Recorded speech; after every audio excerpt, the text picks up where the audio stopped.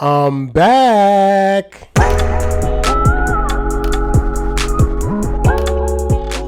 Yerp.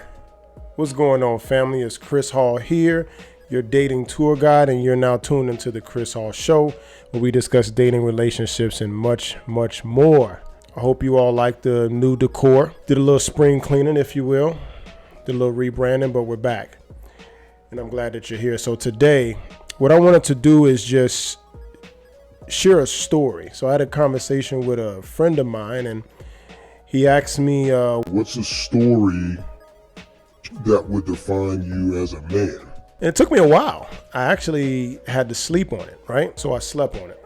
In my early 20s, I used to work for a company. I worked for the company for 6 years. Moved up in the company a little bit as far as different accolades and things and different skills under my belt to make me more money in the company.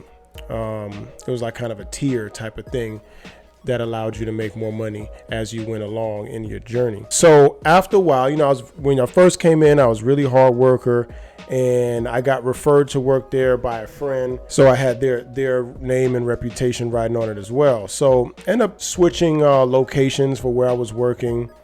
Towards the latter years while I was working there, I ended up slacking off a bit. I would do this thing to where I could finish all my work and I could go do more work, or I can not do nothing and be done for the day. It was a bad trait of mine, laziness. I was doing it for a while. And I got used to it. It ended up molding me into the man that I was. I would do the bare minimum just to get by. As I continue doing that, as things that you do that are bad, they end up getting what? Let's say it all together. Worse. So I started taking advantage of the situation. This one faithful day, I was at work, but I was actually at the gym, I believe. I was at the gym and I was working out, but I had finished my work for the day. And I just didn't feel like doing no more. I made up some bullshit to get by. I'm running around. I'm losing it. I was like, oh shit, what do I do now? Fast forward, I heard nothing of it. I went back to work as if everything was fine. At the time of the incident, I believe my direct manager may have been on vacation. So he had not came back to hear about this incident, if you will. So like I said, a week or two went by and I'm like, whew. Did I dodge a bullet? So I started being obviously more on my P's and Q's and this, that, and the third as the dust settled. But like I said, I had heard nothing of it, so I thought it was all good. Fateful day, I was actually on a job site and I got called by a manager to come to the office. I knew something was weird because it was during midday. It was no reason for me to go to the office. I didn't need to pick anything up for my next job or anything like that. But I figured of what it could be, but I was like, man, because it had been like 2 weeks. So I'm thinking out of sight, out of mind. It wasn't enough evidence or whatever to prove whatever they may have thought I was doing. So I didn't know what it was. After I finished up my job, I drove to the office and I had to sit in the office with my acting manager and HR representative. And we sat there for a while and, we went back and forth and they made their decision to let me go. Don't worry.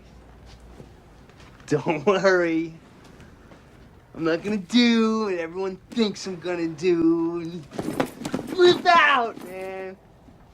To make a long story short, they end up letting me go that day. Mind you, I had worked for the company for 6-7 years. All that didn't matter because of what I had done. I had got let go midday and it was a weekday, so it's not like somebody could pick me up, right?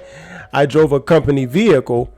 I did stay relatively close, but not walking distance per se. I end up, walking home. And as I walked home, I thought about a lot of things. It wasn't until then to when I realized, when you bite a piece of steak or if you drink a glass of orange juice, you don't necessarily think about how you obtained these things. You just kind of partake in them. You just use You just use. You don't really think about where it came from. We're consumers. We consume. So I was living with my girlfriend at that time. At that point, I had been unemployed now for going on about 3 months, and I did nothing but think and try to apply for work, and work wasn't coming. And it wasn't until that point to when I realized that you can't take a job for granted. Message. We take these jobs for granted, and we talk about these jobs, and we don't think about, like, boom, right now I actually need to turn the damn heat down because it's so damn hot right now. But I take for granted that the company that I work for, although I put the work in, the company that I work for is providing. At this point, at that time, I didn't have a family or put food on the table. It was just me and my girl for the most part. But that they provide you with an opportunity. You may provide them with the labor, but they provide you with the opportunity to showcase your skill or labor work, whatever you're doing. And going back to the story about biting a piece of steak or drinking a glass of orange juice or any type of entertainment, when you go out of town, when you pull money out of your bank account, somebody gave you a check. It was that day when I learned two things really. I learned not to take a job opportunity, because that's what it is, for granted. 2, never depend on one person to put food on your table. And I think that's where the multiple streams of income come from. Now, I know you're wondering, Chris, why in the hell are you telling us this story? The reason I'm telling you this story is because now on this show, things will be getting a little bit more personal.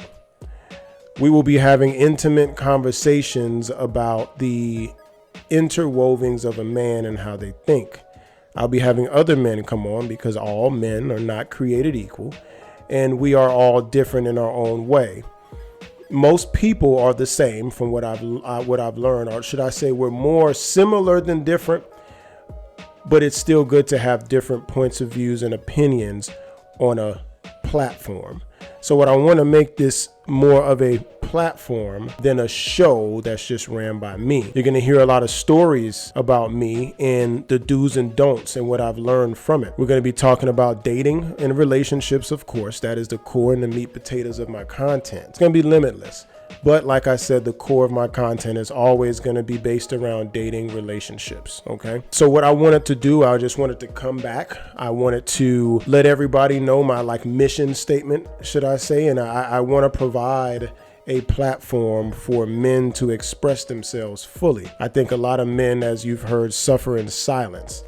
We are no longer in the business of telling women what they should be doing instead of what they will do.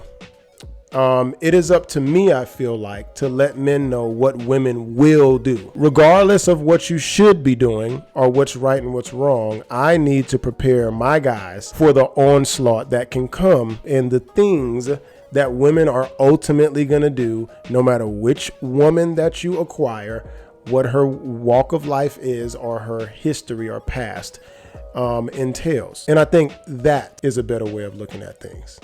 So if you're looking forward for this, make sure that you drop a like, that you subscribe to the channel, and hit that notification bell. And we'll see you on the next one.